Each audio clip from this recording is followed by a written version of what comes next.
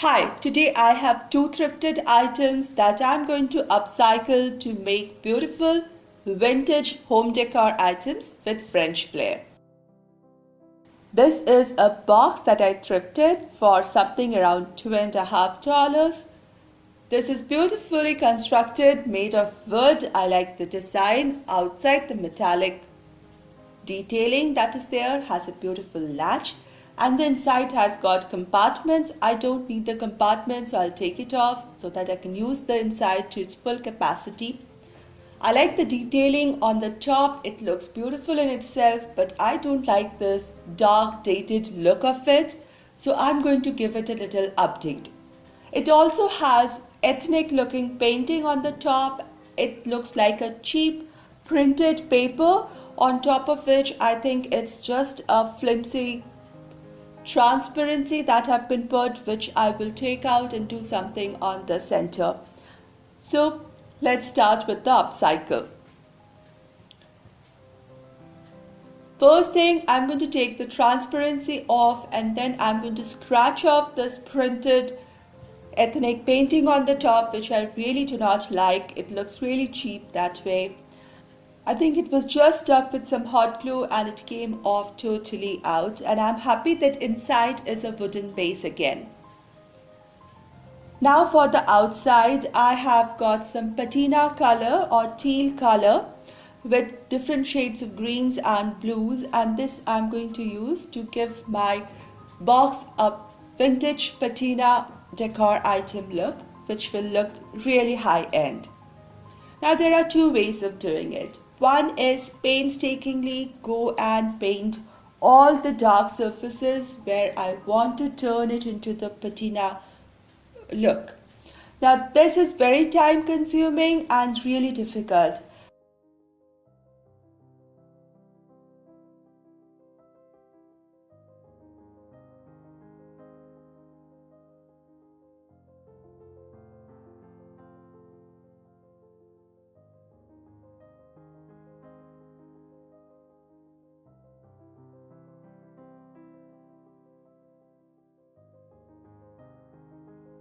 So I found the other way, the easy way out.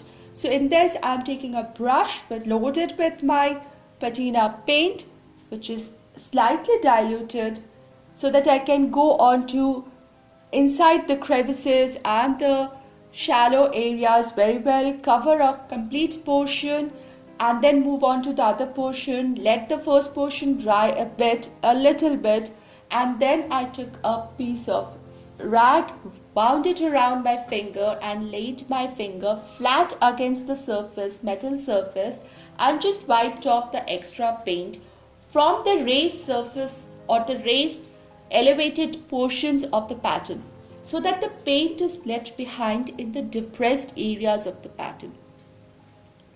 This way the dark portions of my box is getting the patina color, the teal color, whereas the raised portions, the metallic shine is showing through. I'll do this on all the surfaces, all the four sides as well as the top frame, and wherever needed I'll go back and maybe add a little teal color. I even buffed up the whole piece once it was all done and dry, properly dry. Then also I just went ahead and wiped it, buffed it up one last time, so that any residual paint over the golden metallic shine of the bronze metallic shine of this box, that is wiped off. And the teal color or the patina is only in the depressed areas. It's just how I wanted. I also carefully did all around the latch also, and I'm really liking it. Now for the center portion. So I am using some PVC glue, which is a strong glue and can glue even wood.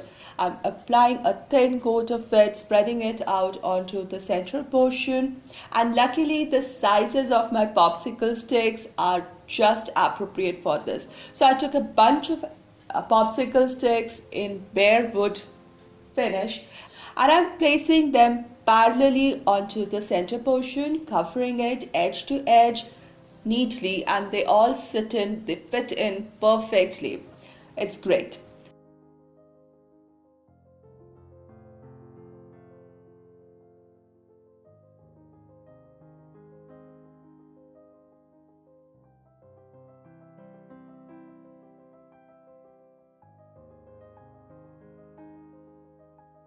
Now as this thing is drying, I made a diluted white paint mix and applying it with my brush onto the wood popsicle sticks.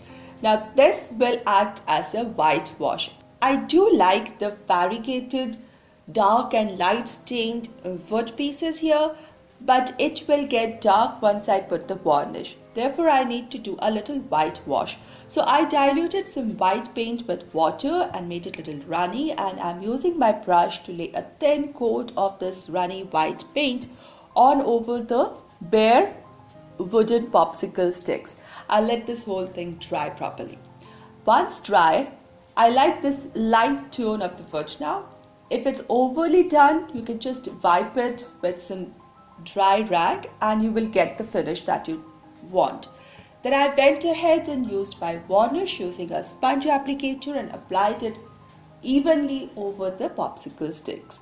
This will not only give a shine but will also protect the surface, and I can use it boldly in my home decor.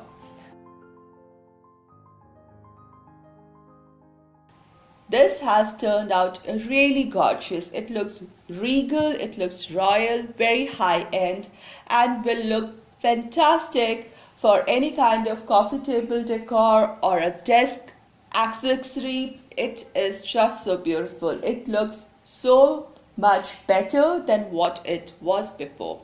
Do let me know your comments down below.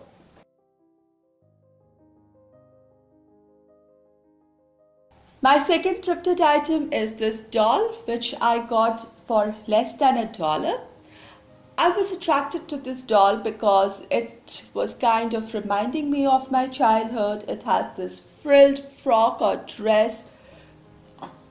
The hair is neatly tied up into a pony with a front fringe and a neat bow on the hair. The dress has got collars and has got frills, and I wanted to try something vintage, shabby chic French decor. I also found this little coaster from behind my drawer which has lost its sheen, and this is going to be the base.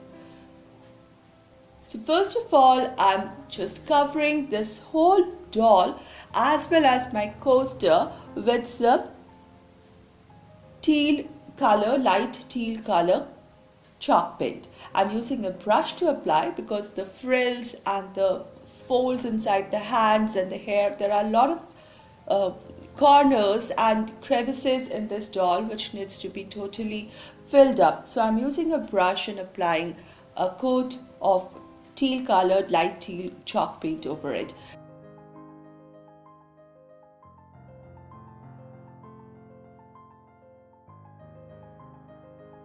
Now one coat is never satisfactory. Most of the times you need a second coat or just a touch-up. So one needs to wait in between this painting process. Now it's time for a little more detailing. So I'm using white paint to do the eyes. I must tell you that my today's video is part of the third Thursday thrift flip, which is hosted monthly by the Rusted Willow, Tammy, and her co-host this month is Southern Jimor Girls. So I'm going to link both their channels down in the description box along with the link to the playlist for more beautiful ideas of thrift flips.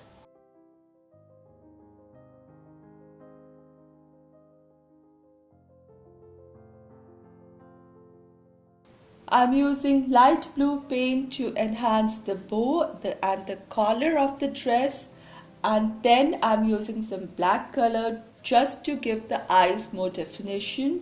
I think the eyes make everything about a sculpture, and it looks much more lively if the eyes are done well.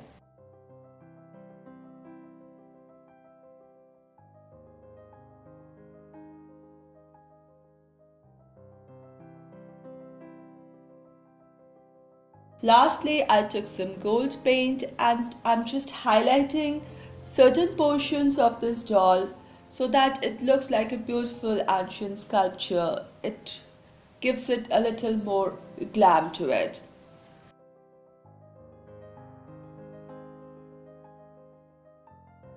Finally, once I was happy with the painting process, I'll just add some industrial glue at the base of the doll and stick it into the center or to the center of my painted coaster, which is going to be the base. And I have a little sculpture with a little vintage shabby chic aura about it, and I think it's a cute decor idea, especially if you like the laid back, comfortable feel of antiques and shabby chic atmosphere. I hope you liked this video today. Do let me know your comments down below, and if you like this video, do give it a thumbs up. And if you're new here, join the family. Thank you so much everybody for your time and support. I'll see you soon. Until then, take care. Thank you.